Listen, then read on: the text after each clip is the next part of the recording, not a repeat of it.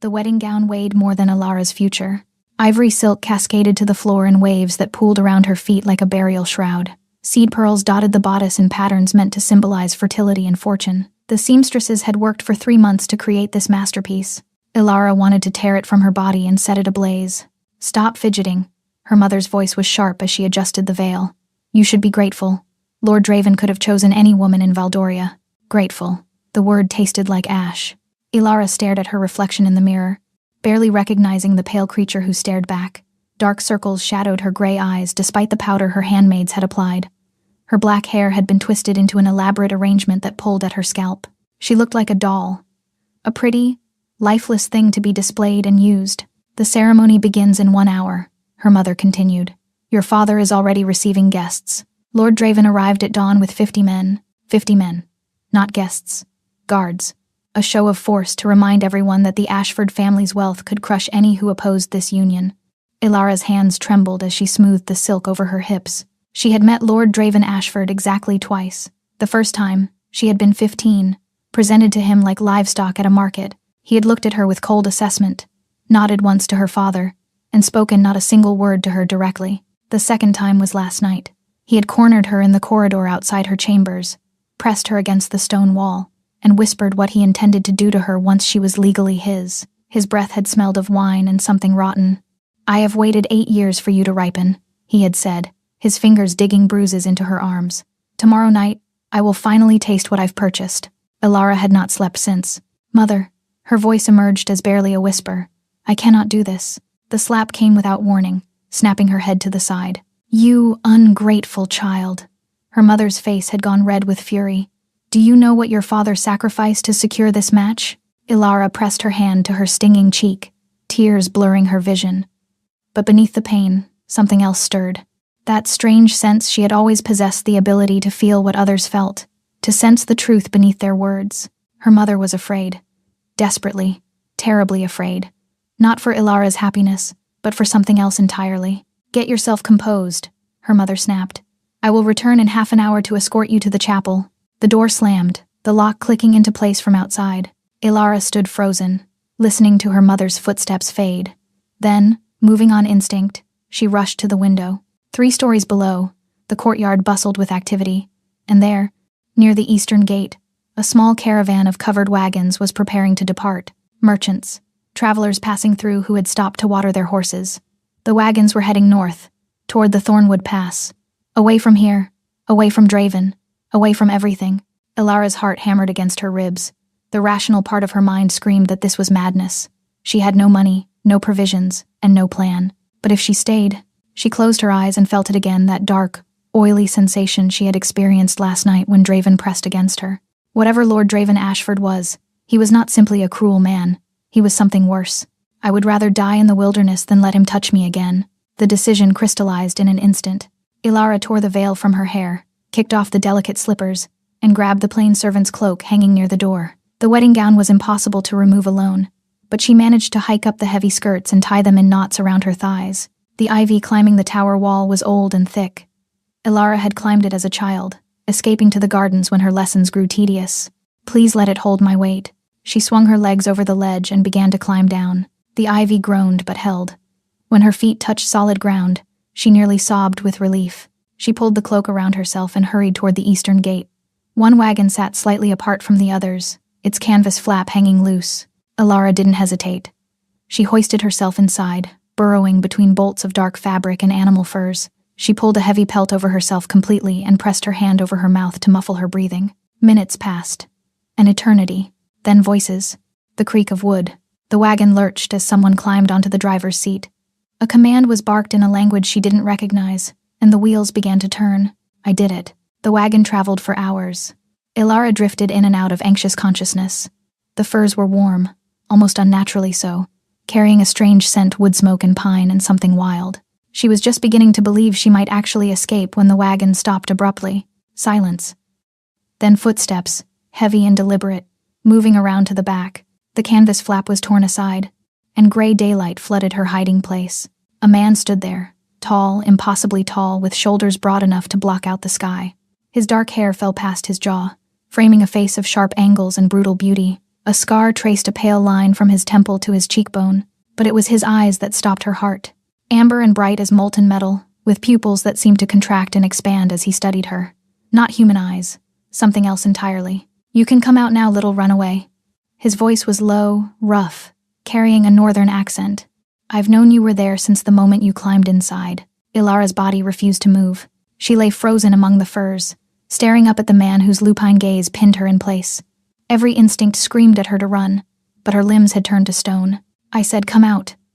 His tone carried no anger, only cold command. When she still didn't move, he reached into the wagon. His grip on her arm was surprisingly controlled as he pulled her from the firs and set her on the ground. Her bare feet touched cold earth. The servant's cloak had fallen open, revealing the ruined wedding gown beneath silk stained with dirt, seed pearls scattered and missing. His gaze traveled over her slowly. Curiosity flickered in those wolf-bright eyes. "A bride," he observed, "running from her wedding. Please."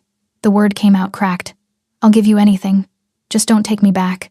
"What makes you think I intend to take you anywhere?" She blinked. "I hid in your wagon. You must be angry." "Angry?" One dark eyebrow arched.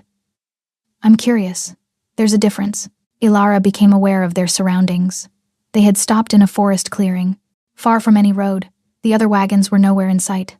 Only this single wagon, the man before her, and ancient trees pressing close. "We're alone."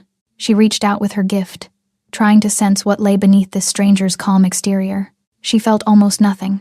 That had never happened before. Every person she'd encountered radiated emotion like heat, but this man was like touching a wall of ice, cool, impenetrable. "You're trying to read me." It wasn't a question. Ilara's blood went cold. "I don't know what you mean." "Don't lie." "I can smell a lie as easily as I can smell your fear." He stepped closer, and she stumbled back until her shoulders hit the wagon. "And you, little runaway, reek of both." "Smell?" She truly looked at him. The unnatural stillness, the way his head tilted, listening to sounds she couldn't hear. Those inhuman eyes. "What are you?" she whispered. A smile curved his lips, holding no warmth. "Something your southern lords use to frighten children. I am the monster in the north, the northern territories, the wolf lords, tales whispered by servants of men who could become beasts, who ruled the frozen lands with savage brutality. You're one of them," she breathed. "The Valkyrin. I'm not one of them." His eyes burned into hers. "I am their king." The world tilted. Ilara's knees buckled, and only his hand catching her elbow kept her upright. She had escaped one monster only to climb into the den of another. "Easy." His grip steadied her. "I have no interest in harming you." "Then let me go." "Let you go?" He gestured at the forest. "We've traveled 50 miles. These woods are filled with things far worse than me. You wouldn't survive an hour. 50 miles. She had been hidden far longer than she realized. "Why didn't you stop sooner?" Fear sharpened into anger. "If you knew I was there, why let me come this far?" Something shifted in his expression. "Because you were running from something, and I wanted to know what could frighten a woman enough to make her climb into a stranger's wagon in her wedding dress." Of all the answers she expected, that was not one of them. "Lord Draven Ashford," she said. "He was to be my husband." The change was immediate. The Wolf King went utterly still. "Ashford." The word was a growl. "You know him?" "I know what he is, what he does to the women he marries. 3 wives, all dead within a year." His gaze raked over her face. "You were wise to run." Ilara felt sick. She had suspected Draven was dangerous. She had not known he was a murderer. "What happens now?" she asked. The Wolf King studied her for a long moment. "You have a choice," he said finally. "I can leave you at the next village. You'll be 100 miles from home, with no money and no protection. Or you come with me to the north, work in my household. No one will touch you there, and Ashford's reach does not extend into my territory." Ilara's mind raced. A village full of strangers who might sell her back. Or the den of the Wolf King.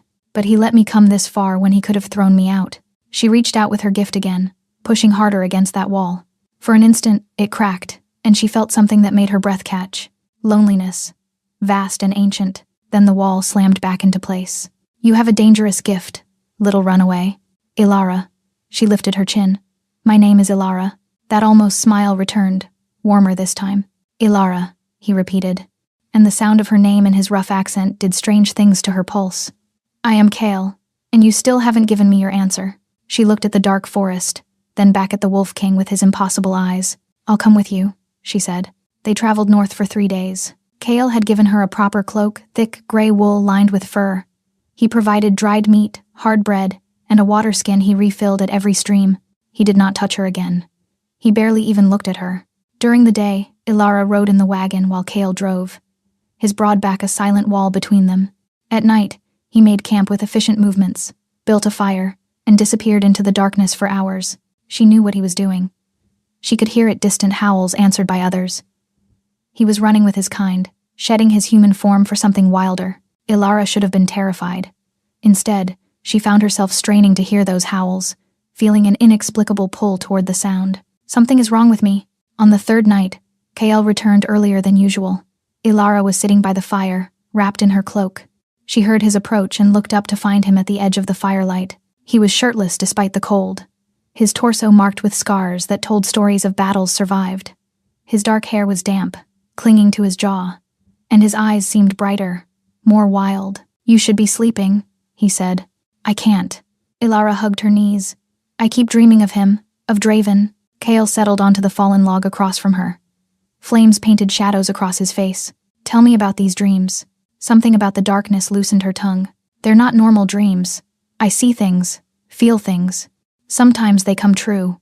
She had never admitted this to anyone. "I knew my grandmother would die 3 days before it happened. I saw it while sleeping." His expression didn't change.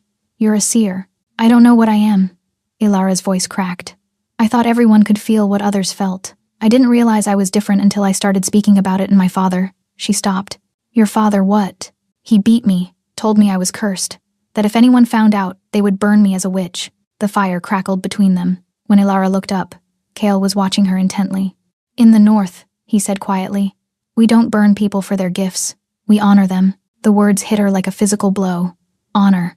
She had spent her entire life hiding this part of herself. "Why are you being kind to me?" The question escaped before she could stop it. Kael was silent for a long moment. "Because I know what it is to be treated like a monster for something you cannot control." He met her eyes across the flames. "Because I recognize the loneliness in you. It mirrors my own." The air between them changed, charged. Ilara felt her heart beating in her throat. "Kael." A howl split the night, close and urgent. Kael was on his feet instantly. "What is it?" Ilara scrambled upright. "Riders." His nostrils flared. "Coming fast from the south. 50 men, maybe more." Her stomach dropped.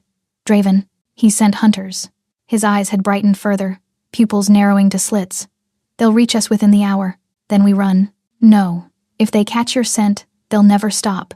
He stepped closer, and the look in his gaze made her breath catch. "There's only one way to protect you now." "What way?" "My mark." His voice dropped to barely a whisper. "If I claim you as pack, my scent will cover yours. They'll smell only wolf." "Claim me? What does that mean?" His jaw tightened. "A bite. Here." He touched the junction of his own neck and shoulder. "It's how we mark our own."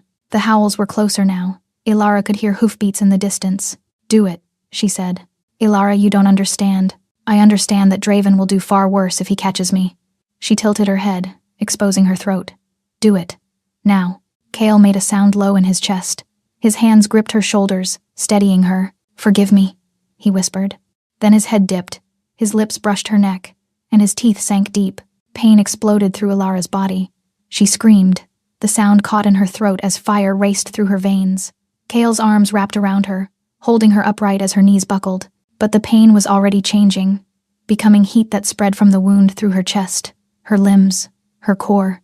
She gasped, fingers digging into his bare shoulders. His tongue moved against her skin, warm and rough, sending lightning down her spine.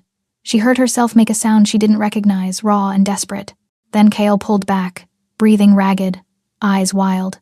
"It's done," he managed. Ilara swayed in his arms. She could feel something new inside her, a thread of connection linking her to this man. "What?"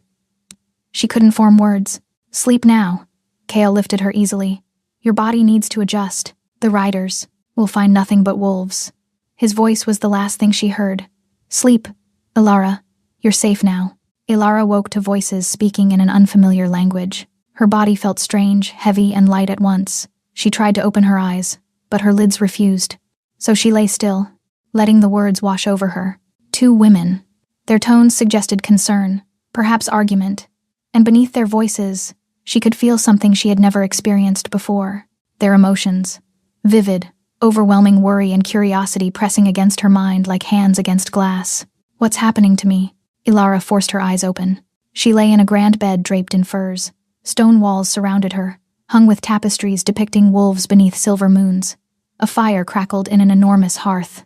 2 women stood near the doorway. The elder approached. Her weathered face creased with cautious interest. Silver hair was braided with small bones and beads, and her eyes were the color of pale winter ice. She wakes. The woman pressed a cup to Ilara's lips. I am Yrsa, keeper of the old ways. You've been unconscious for 4 days. 4 days. Ilara's hand flew to her neck, finding smooth skin marked only by a raised scar in the shape of teeth. It healed, she breathed. The mark always heals quickly. Yrsa's pale eyes studied her. What hasn't healed is the damage within. Your body is fighting something it doesn't understand. What do you mean? The claiming bite is not meant for humans. It should have killed you within hours. Yrsa leaned closer. You carry something within you, a power that burns like a second heartbeat. Ilara's chest tightened. Her gift. Even here, it marked her as other. I've always been able to feel what others feel, she admitted. My father called it an abomination. Recognition flickered in Yrsa's expression. A soul reader, she murmured. Your kind were once revered among our people. This explains much. Your gift is fighting the transformation, trying to protect you, but in doing so, it's tearing you apart. Transformation? Ilara's voice rose. What transformation? The chamber door burst open. Kale stood in the doorway. He looked different, harder, colder, every trace of kindness erased beneath rigid control. He spoke to Yrsa sharply. She replied with equal force, gesturing toward Ilara. Their argument escalated until Kyle silenced her with a snarled word. Then he turned to Ilara. You're awake. His voice was flat, empty. Kale, what's happening to me? Rest. Yrsa will explain. He was already turning away. Wait, but he was gone. The door slamming behind him. Ilara stared after him, confusion and hurt warring in her chest. Don't take it personally, Yrsa said gently. The king carries a heavy burden. What he did to save you. There will be consequences. What consequences? The claiming bite is sacred. It's how we mark our mate's life partners bound until death. By marking you, Kale has declared you belong to him. Mates. The word landed like stone in water, but he only did it to protect me. Intent doesn't matter. The bond doesn't care why it was formed. Yrsa's eyes held something like pity. And now that bond is incomplete. If it remains one-sided, it will eventually destroy you both. Destroy us? The incomplete bond will drive you mad with longing. You'll feel his emotions as your own. The hunger will grow until it consumes everything. When your body can no longer sustain the strain, you will die, and he'll feel you die. Most don't survive that grief. Ilara's hands trembled. Even now, she could sense Kale rage, guilt, and something darker. How do I complete the bond? You would have to bite him in return. But you're human, and even if you could, the transformation required would almost certainly kill you. There must be something. Yrsa was quiet for a long moment. There is one possibility. You would have to become one of us. Her pale eyes met Ilara's. Become a wolf. 3 days passed, and Kale did not return. Ilara grew stronger, though stronger felt wrong. The incomplete bond pulsed constantly beneath her skin. Her senses sharpened. She could smell herbs from across the room, hear conversations 2 floors below. And the emotions. They crashed against her gift like waves. But threading through everything was Kale. She could feel him constantly. When he was angry, her blood ran hot. When he was grieving, her chest felt hollow. But he never came to her. He's avoiding me. Stop pacing, Yrsa said. You'll wear a hole in the floor. Ilara halted. I can't help it. This feeling won't let me rest. It's worse when he's near. The bond grows stronger each day. Your souls are trying to find each other. Yrsa paused. The king stays away for your protection. His wolf recognizes you as its mate. Every moment near you, it fights for control. Ilara pressed her palm against her chest. Beneath Kale's rage and guilt, there was something else. Want. Hunger. Need. I need to see him, she said. That would be unwise. I don't care about wise. She expected Yrsa to argue. Instead, the old woman sighed. North Tower. 3rd staircase on the left. But be careful. The wolf is closest to the surface when emotions run high. Ilara slipped through the door. The North Tower was colder than the rest. Wind whistled through gaps in the stonework. She climbed until she reached a heavy wooden door banded with iron. She could feel him on the other side, anger, despair, and that terrible want. She knocked. The door swung open. Kyle looked like he hadn't slept in days. Dark circles shadowed his eyes. His hair was disheveled, his scarred torso bare. You shouldn't be here. His voice was strained. And yet here I am. She stepped forward. He stepped back. We need to talk. There's nothing to talk about. Nothing? I can feel everything you're feeling. Did you think I wouldn't notice? His jaw tightened. What I feel is not your concern. It became my concern when you sank your teeth into my neck. She moved closer. Yrsa told me what happens if we don't complete the bond. Fear flickered in his gaze, not of her, but for her. The transformation would kill you. I've watched 3 humans attempt it. All 3 died screaming. So instead you'll let us both go mad? Ilara followed him to the window. That's not protection. That's cowardice.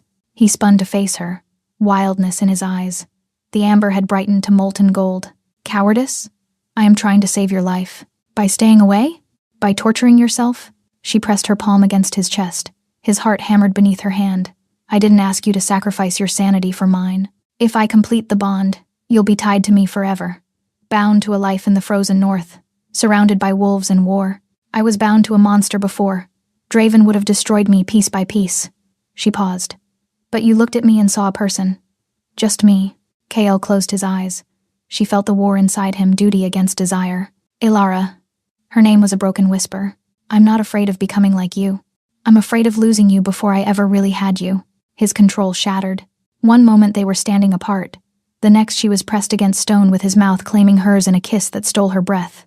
He kissed her like a drowning man finding air. The bond between them blazed, no longer a thread but a rope of fire. She felt his emotions crash into her. Need, reverence, love. Kael tore himself away, stumbling backward, shaking. No, not like this. Not until you understand. His haunted eyes met hers. There are things you don't know. About why Ashford wants you dead. A chill ran down her spine. What truth? The reason Draven hunts you isn't just possession. It's revenge. Against me. He paused. Draven's first wife was my sister. The revelation hung between them like a blade. Your sister, Ilara whispered. Kael turned away, bracing his hands against the windowsill. Sarah, the youngest of us. She believed peace between wolf clans and southern kingdoms was possible. That marriage could build bridges. His laugh was bitter. I begged her not to go, but she was stubborn. Ilara felt his grief, a wound that had never healed. What happened? For 3 months, her letters were hopeful. Then they stopped. His hands tightened on the stone. I found her body in a ravine. They claimed she'd fallen while riding, but she didn't fall. No, she was thrown. After he finished with her, Kael faced Ilara. I saw the marks, the bruises. She had given up her wolf to marry him. Without it, she couldn't heal, couldn't fight back. Nausea roiled in Ilara's stomach. The man she'd nearly married had murdered this woman. Why didn't you kill him? I tried, but Ashford surrounded himself with silver weapons and holy men. The Southern King granted him protection. His lips twisted.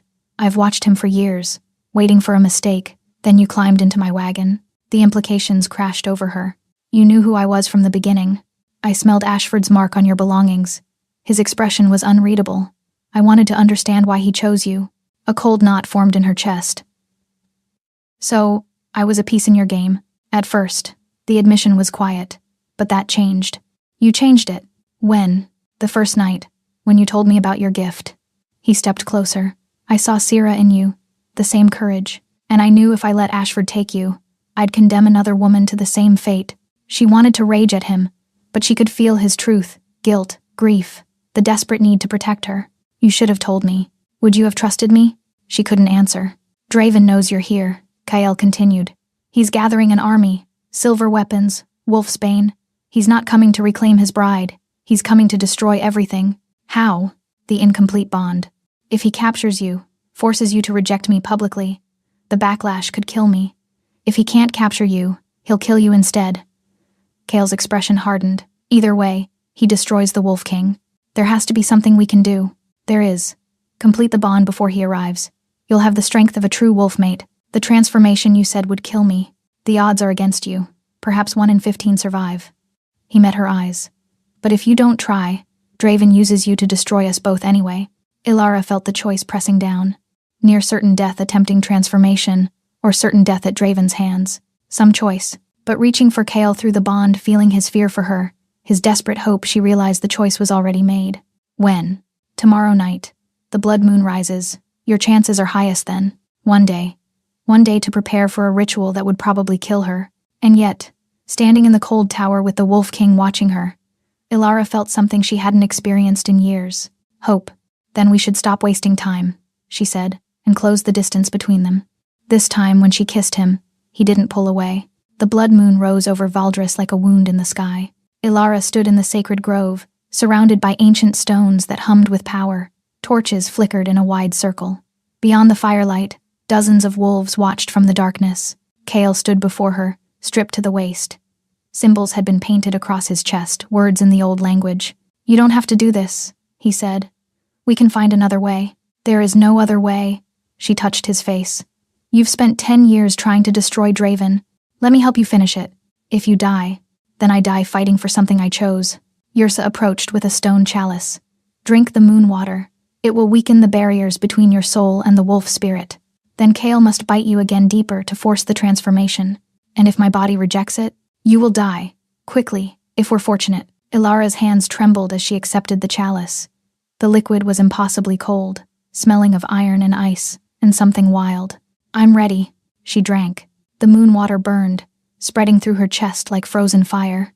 Something stirred inside her, something dormant since Kale's first bite. "Kale, now." He caught her as her knees buckled. His mouth found the scar on her throat. "I'm sorry," he whispered. His teeth sank deep. The pain was beyond anything she'd experienced, like being torn in half. She screamed, the sound more howl than human. "Let go," a voice whispered. "Stop fighting. Let me in." The wolf spirit, pressing against barriers her gift had built. Her power flared, trying to protect her. But accepting meant surrendering everything. "Is that terrible?" The wolf's voice was gentle. "You have spent your life hiding. Let me free you." Through the agony, she felt Kale's emotions flooding the bond. His fear, his prayers. Please let her live. Take anything. Just let her live. He loved her. Not as a weapon, not as a replacement.